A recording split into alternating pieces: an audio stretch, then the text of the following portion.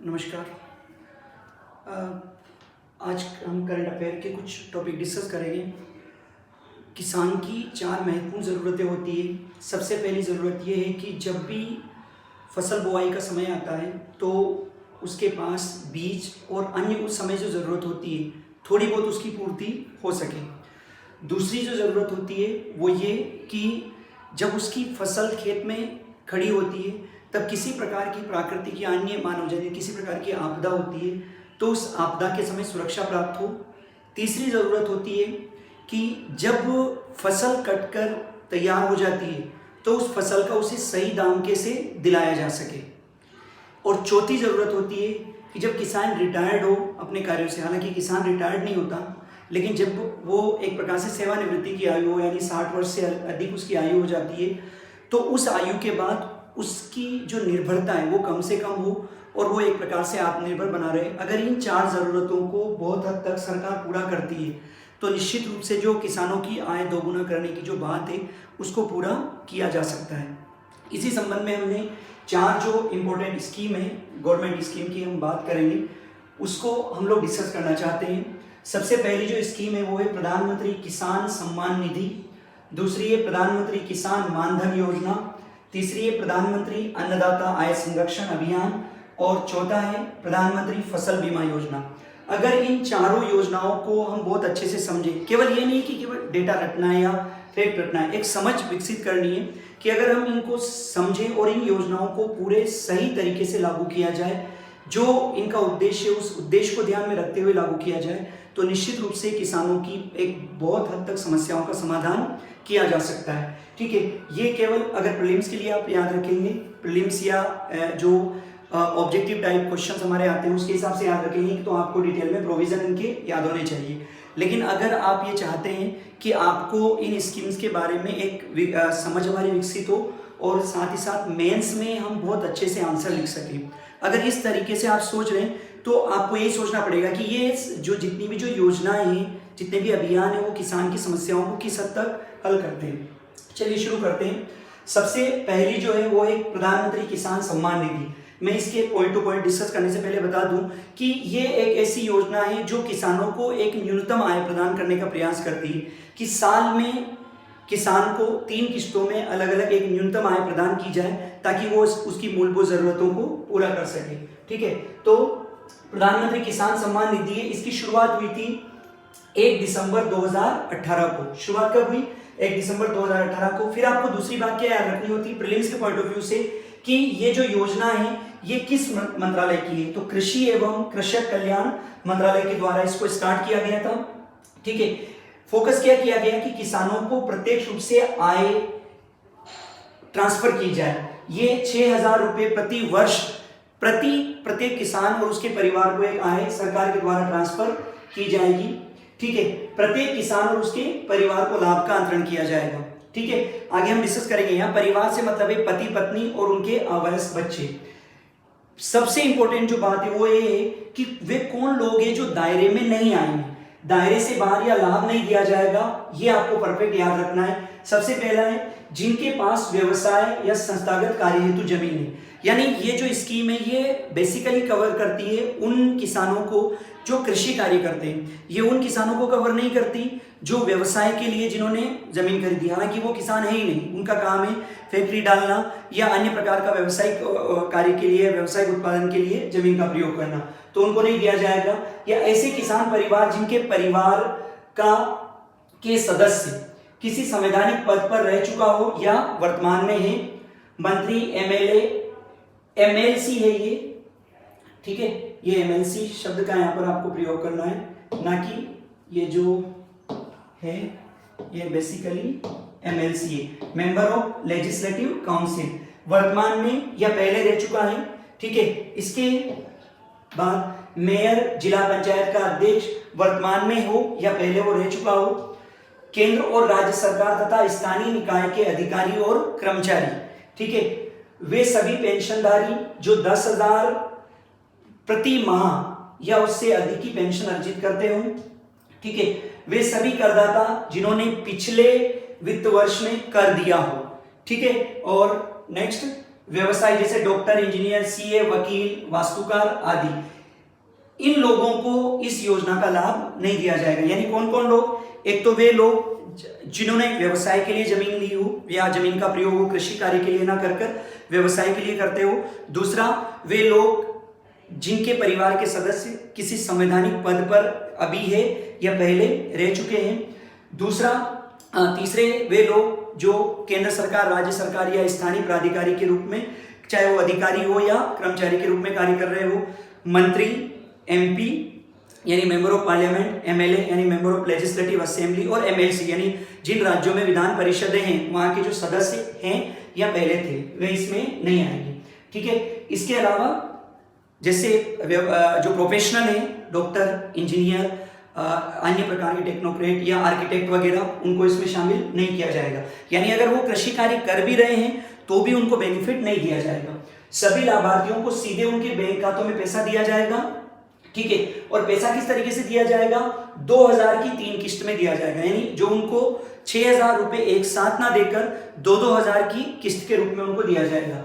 सबसे खास बात, इस योजना का मुख्य उद्देश्य यह है कि किसान फसल सीजन के समय अपनी जरूरतों को पूरा कर सके। जैसा मैंने पहला उद्देश्य बताया था कि जब वो फसल बोता है तो उसे बीज की जरूरत होती है।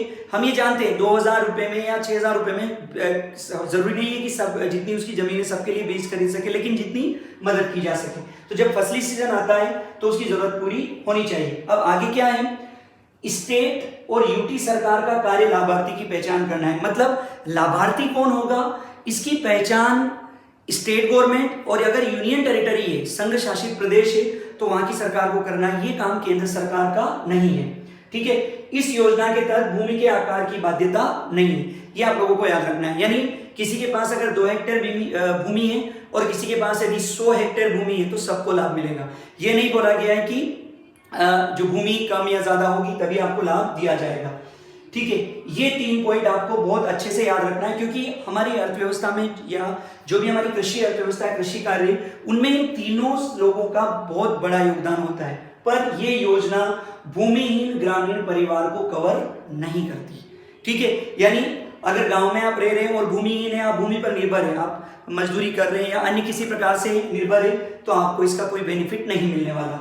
यह कृषि पर निर्भर मजदूरों को कवर नहीं करती, यानी किसान को ही कवर करती है। जिनके पास अधिसूचित भूमि है उनको कवर करती है, बाकी लोगों को कवर नहीं करती।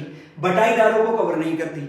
हमारे यहाँ बहुत सारे ऐसे किसान है जो खुद खेती ना करके खेती करवाते हैं, तो अगर बटाईदार खेती कर रहा है तो उसे भी इसका बेनिफिट नहीं मिलना है। बेनिफिट उसे मिलेगा जिनके नाम पर जमीन है। तो ये पहली स्कीम थी जो आप लोगों को याद रखना है। क्या नाम है? प्रधानमंत्री के द्वारा जो सुविधाएं दी जाएगी या जो निश्चित आय दी जाएगी, वो इसमें थोड़ा सा आप लोगों को इसमें ध्यान रखना है। फिर इस योजना में परिवार से आश्रय पति पत्नी व अवयस्क बच्चे हैं। इसके तहत केंद्र सरकार लगभग 75,000 करोड़ रुपए वार्षिक खर्च करेगी। ठीक है। इसके बाद जो दूसरी योजना है वो है प्रधानमंत्री किसान मानधन योजना। मैं इसका भी एक ओवरव्यू पहले बता देता हूं। ये एक बीमा योजना है, एक पेंशन बीमा योजना है, यानी किसान का एक बीमा होगा और एक निश्चित आयु प्राप्त करने के बाद एक निश्चित न्यूनतम रकम उसके अकाउंट में प्रति माह उसको पेंशन के रूप में दी जाएगी। ठीक है। पीएम किसान मानधन योजना, सबसे पहली बार 9 अगस्त 2019 को इसको लॉन्च किया गया। वही कृषि एवं कृषक कल्याण मंत्रालय इसको चलाता है। यह एक पेंशन स्कीम है। ठीक है। उन किसानों के लिए जिनके पास 2 हेक्टेयर से कम भूमि है। ठीक है। यानी ये सभी किसानों को कवर नहीं करती। जैसे इससे पहले जो किसान सम्मान निधि थी वो सभी किसानों को कवर करती है। ठीक है। लेकिन ये केवल उन किसानों को कवर करेगी जिनके पास 2 हेक्टेयर या उससे कम भूमि है। इसके बाद इसके तहत 60 वर्ष की आयु पूर्ण होने के बाद किसान को न्यूनतम 3000 रुपए मासिक पेंशन मिलेगी। ठीक है। अब ये मासिक पेंशन ये न्यूनतम है। अब वो कितना अंशदान देगा उसके अकॉर्डिंग वो पेंशन मिलेगी, वो भी अभी हम डिस्कस करेंगे। यह 18 से 40 वर्ष की आयु वर्ग के लिए एक ऐच्छिक योजना है। यानी ऐसे किसान जिनकी आयु 18 से 40 वर्ष है वो अपनी स्वेच्छा से इस स्कीम को ऑप्ट कर सकते हैं। यानी एक प्रकार से सरकार आपके लिए बाध्यकारी नहीं कर रही है, आप चाहें तो इस स्कीम का लाभ ले सकते हैं। किसान को आयु के अनुसार 55 रुपए से लेकर 200 रुपए तक का मासिक अंशदान देना होगा। यानी किसान अंशदान जो देगा वो न्यूनतम 55 रुपए होगा, 55 रुपीज, और मैक्सिमम जो अंशदान होगा वो 200 रुपये होगा। ठीक है, जितना अंशदान किसान के देगा उतना ही केंद्र सरकार सहयोग करेगी। यानी 55 रुपये आप दे रहे हैं तो 55 रुपये केंद्र सरकार मिलाएगी, यानी आपका जो प्रीमियम जा रहा है वो एक प्रकार से 110 रुपया जा रहा है। ठीक है, इस पेंशन फंड का प्रबंधन LIC के द्वारा किया जाएगा। यानी जो पेंशन फंड है, पूरा जो फंड इकट्ठा होगा, जो जो किसान इसको ऑप्ट करेंगे उनका जितना भी जो फंड होगा उसको कौन, केंद्र सरकार उसको प्रबंधित करेगी और LIC के सहयोग से करेगी। किसान 5 वर्ष बाद स्वेच्छा से इससे बाहर हो सकता है, लेकिन याद रखना है वो अगर बाहर होता है 5 वर्ष बाद तो वह ऐसा अगर करता है तो LIC केवल योगदान वापस करेगा, जितना किसान का योगदान है वो, और जो उस समय ब्याज की दर चल रही है वो ब्याज जोड़कर किसान को दे दिया जाएगा। ठीक है, यानी फिर उसको वो जो पेंशन वाला बेनिफिट था वो उसको नहीं मिलेगा, लेकिन जितना उसका योगदान है, जितना अंशदान उसने दिया है वो उसको प्राप्त हो जाएगा। ठीक है, नेक्स्ट, किसान की पत्नी भी लाभ ले सकती है, लेकिन किसान की पत्नी को लाभ कब मिलेगा, जब वो अंशदान दे अलग से। ठीक है, अगर वो भी साथ में अंशदान दे रही है तो उसको लाभ मिल जाएगा। किसान की मृत्यु के बाद उसकी पत्नी इसे जारी रख सकती है, लेकिन जारी रखने का मतलब क्या है, यदि अंशदान दे तो। यदि वो अंशदान नहीं देती है तो जितना पैसा जमा हुआ है वो ब्याज जोड़कर वापस कर दिया जाएगा। यानी अंशदान देगा तो कंटिन्यू होगा, अदरवाइज कंटिन्यू नहीं होगा। ठीक है, ये लगभग 3 करोड़ किसानों को कवर करेगी, ये आपको याद रखना है। ठीक है, यहाँ थोड़ा सा इसका जो मैंने अभी बताया कि जन सेवा केंद्र यानी कॉमन जो सर्विस सेंटर है तथा राज्य नोडल ऑफिसर द्वारा योजना के लिए निःशुल्क पंजीकरण प्रारंभ किया गया है। 60 वर्ष की आयु पूरी होने पर लघु और सीमांत किसानों को मिलेगी 3000 रुपए की मासिक पेंशन, ये न्यूनतम है। 18 से 40 वर्ष जो भी हमने डिस्कस किया, केंद्र सरकार पेंशन निधि में किसानों के द्वारा जमा की गई राशि के बराबर राशि जमा कराएगी। आलोचना क्या है, यह भूमिहीन ग्रामीण परिवारों को कवर नहीं करती, ये आप लोगों को याद रखना है। सेम जो हम लोगों ने किसान सम्मान निधि में, क्योंकि इसमें भूमि की सीमा लगाई गई कि 2 हेक्टेयर से कम भूमि, अगर भूमि नहीं है तो फिर नहीं होगा। यह कृषि पर निर्भर मजदूरों के लिए भी नहीं है और बटाईदारों के लिए भी नहीं है। ठीक है, इसके बाद जो नेक्स्ट है वो है PM आशा, यानी प्रधानमंत्री अन्नदाता आय संरक्षण अभियान। ठीक है, जो आय संरक्षण अभियान है इसमें बेसिकली ये एक अम्ब्रेला स्कीम है। ठीक है, ये क्या है, एक अम्ब्रेला स्कीम है। अम्ब्रेला स्कीम किसको कहा जाता है, एक ऐसी स्कीम या एक ऐसा अभियान जिसके अंदर उप योजनाएं हो बहुत सारी, 1 या 2 या 3 या ऐसी उप योजनाएं हो तो उसे हम अम्ब्रेला स्कीम कहते हैं। ये भी किसके द्वारा चलाएगी, कृषि एवं कृषक कल्याण मंत्रालय। जैसा कि नाम से लग रहा है ये अन्नदाता आय संरक्षण अभियान है, यानी जो किसान है या अन्नदाता है उसको एक न्यूनतम आय प्राप्त की जाए। इसका मुख्य उद्देश्य किसानों को उनकी उपज का उचित मूल्य दिलाना है। ठीक है, इसके तहत 3 योजनाएं शामिल हैं। ठीक है, पहली योजना मूल्य समर्थन योजना, प्राइस सपोर्ट स्कीम है। प्राइस सपोर्ट स्कीम क्या है, इसके तहत दालों, तिलहन और गरी यानी कोपरा की खरीदारी राज्य सरकारों के सहयोग से केंद्र की नोडल एजेंसियां करेगी, जिसमें नाफेड FCI का मुख्य योगदान होगा। यानी पहली जो योजना है उसके तहत केंद्र सरकार की नोडल एजेंसियां राज्य सरकार के सहयोग से सीधा जो भी उत्पाद है उस उत्पाद को खरीदेगी। खरीद व्यय तथा नुकसान को केंद्र सरकार वहन करेगी, एक मानक तय करेगी और उस मानकों के अनुसार केंद्र सरकार उसको वहन करेगी। यानी जो MSP निर्धारित किया जाता है, यदि MSP नहीं भी है तो जो नुकसान हो रहा है, किसको नुकसान हो रहा है, केंद्र सरकार को, क्योंकि वो बाजार मूल्य से अधिक पे खरीदेगी तो निश्चित रूप से उसको नुकसान होगा, उसकी भरपाई केंद्र सरकार करेगी। दूसरा है मूल्य न्यूनता भुगतान योजना, जो पहले आपने देखी थी, यह हमने जो डिस्कस किया है उसमें क्या था, सरकार किसान की उपज खरीद रही है, यहां सरकार किसान की उपज नहीं खरीदेगी, वो जितना प्राइस का जो गैप है यानी MSP का जो निर्धारण किया गया था और बाजार में जो कीमत है उन दोनों के बीच में जो गैप है उस गैप को किसान की भरपाई किसान के खाते में की जाएगी। यानी इसके तहत उन सभी तिलहनी फसलों को कवर किया जाएगा जो MSP में शामिल है, यानी जिसके लिए हमने मिनिमम सपोर्ट प्राइस का निर्धारण किया गया है उसको हम कवर करेंगे।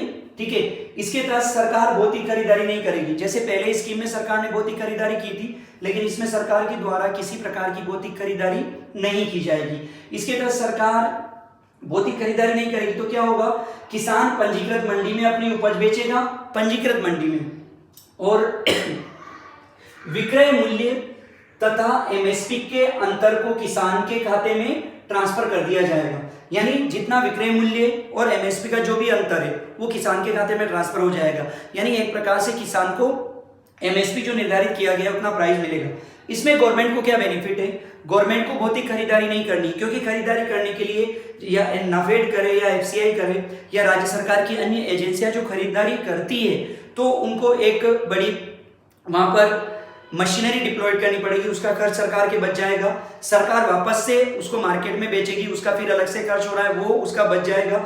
ये एक बढ़िया तरीका, जैसे मध्य प्रदेश सरकार के द्वारा जो स्कीम शुरू की गई थी उसमें भी यही था कि जो किसानों के आय का जो अंतर है, जिसे भावांतर कहा गया था, वो अंतर ट्रांसफर कर दिया जाए। एक प्रकार से उसी प्रकार की स्कीम है। इसमें तीसरा क्या है? निजी खरीद एवं स्टॉकिस्ट योजना। इसमें क्या है? सरकार खरीदारी ना करके जो प्राइवेट स्टॉकिस्ट है, ठीक है, private procurement and stockist scheme, यानी ऐसे लोगों को जो मंडी में खरीदारी का काम करते हैं, जिनको सामान्य भाषा में हम आड़तिया बोलते हैं, ठीक है, वो मंडी का एक बहुत बड़ा प्लेयर होता है, सरकार के द्वारा उनको पंजीकृत कर दिया जाएगा और वो किसान से फसल खरीद लेंगे। जितना गैप आ रहा है उस गैप की भरपाई सरकार करेगी। कैसे? समझिए, यह तिलहनी फसलों पर लागू होगी, पहली बात। दूसरी बात, राज्य सरकार चुनिंदा जिलों में इसे लागू कर सकेगी, यानी सभी जिलों में इसे लागू करने की जरूरत नहीं है। जहां तिलहनी फसलों का बहुत ज्यादा बहुतायत उत्पादन होता है वहां इसको कवर किया जाएगा। इसके तहत निजी खरीदार सरकार के द्वारा अधिकृत किए जाने पर एमएसपी पर खरीदारी करेंगे। यह तब होगा जब बाजार मूल्य एमएसपी से कम हो, यानी जो तिलहनी फसल है उसका एमएसपी ज्यादा है और बाजार मूल्य कम है, सरकार चुनिंदा जिलों में उन आड़तियों को शामिल करेगी और उन्हें कहेगी कि आपके द्वारा खरीदारी कर ली जाए, ठीक है। निजी खरीदारों को सरकार भुगतान करेगी और एमएसपी का 15% तक सेवा शुल्क दे सकेगी, ठीक है। यानी जो एमएसपी और उन्होंने जो खरीदा है उनके बीच में जो गैप, यानी बाजार मूल्य और एमएसपी के बीच में जो गैप था उसकी भरपाई भी सरकार करेगी निजी खरीदार को, और साथ ही साथ अधिकतम 15% तक एक सर्विस चार्ज, क्योंकि वो सर्विस दे रहे हैं, वो खुद खरीद रहे हैं, तो सरकार देगी, ठीक है। इसके बाद जो चौथी है वो है प्रधानमंत्री फसल बीमा योजना, ठीक है। जो प्रधानमंत्री फसल बीमा योजना है उसका उद्देश्य जो मैंने वीडियो के शुरू में डिस्कस किया था कि किसान को जब वो फसल बो देता है तो किसी भी प्रकार की जो प्राकृतिक या अन्य जो आपदाएं आती है उन आपदाओं से सुरक्षा प्रदान करना है, ठीक है। तो ये भी कृषि एवं कृषक कल्याण मंत्रालय के द्वारा संचालित की जाती है। 13 जनवरी 2016 को इसे आरंभ किया गया था। उद्देश्य क्या है? प्राकृतिक आपदाओं, कीट और रोगों की स्थिति में किसान की रक्षा करना, यानी किसी भी प्रकार की प्राकृतिक आपदा आती है या कीट या अन्य प्रकार के रोग आते हैं और फसल खराब होती है तो उसकी भरपाई करना, किसानों की सतत आय सुनिश्चित करना और कृषि क्षेत्र में ऋण प्रवाह को सुनिश्चित करना, ठीक है।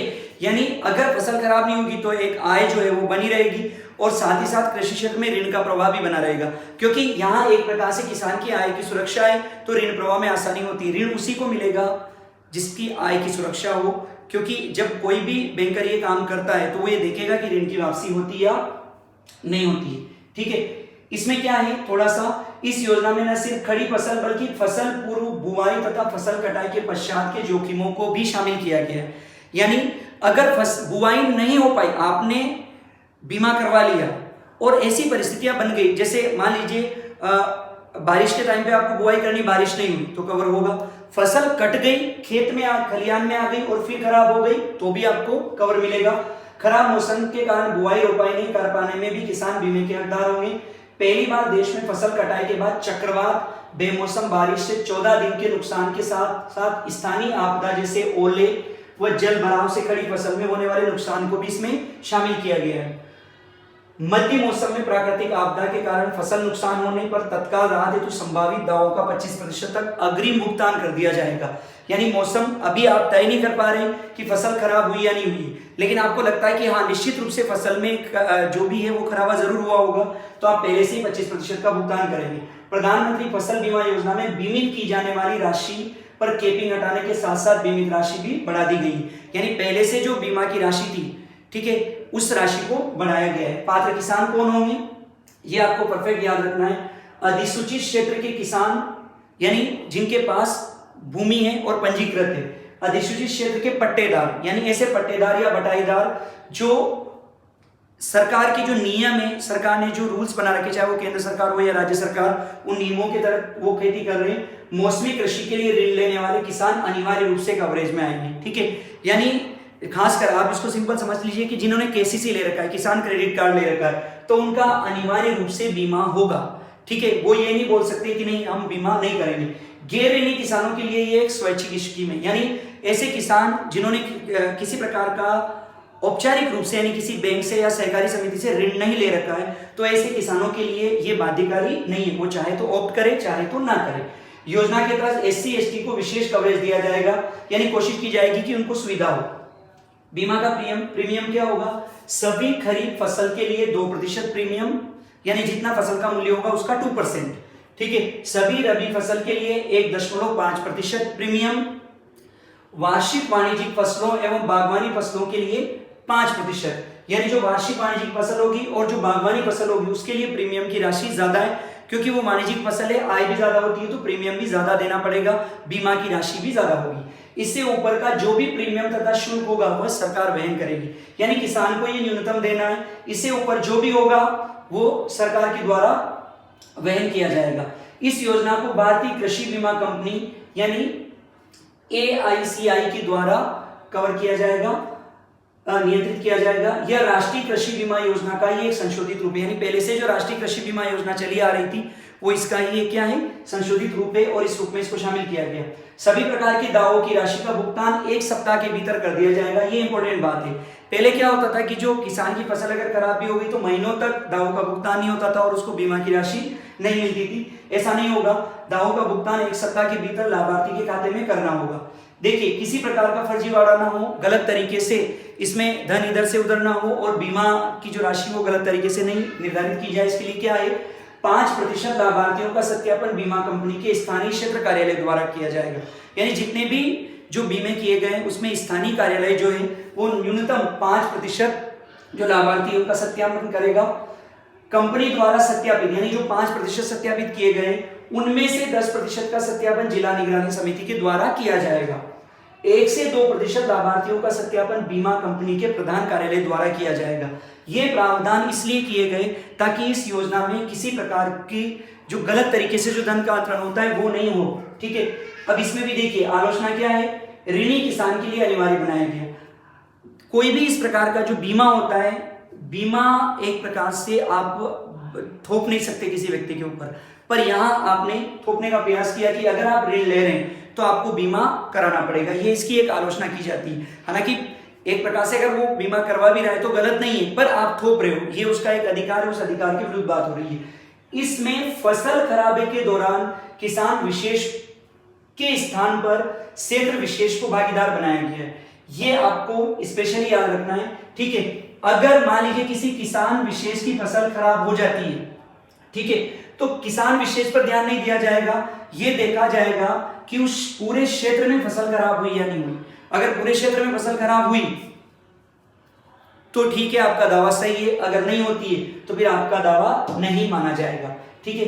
ये आप लोगों को याद रखना है। ये 4 जो बड़ी स्कीम थी हमने डिस्कस की। पहली, प्रधानमंत्री किसान सम्मान निधि।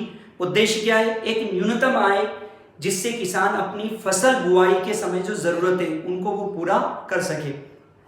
दूसरी जो स्कीम हम लोगों ने डिस्कस की वो ये है कि प्रधानमंत्री आय संरक्षण योजना, यानी किसानों को एक न्यूनतम आय प्राप्त हो।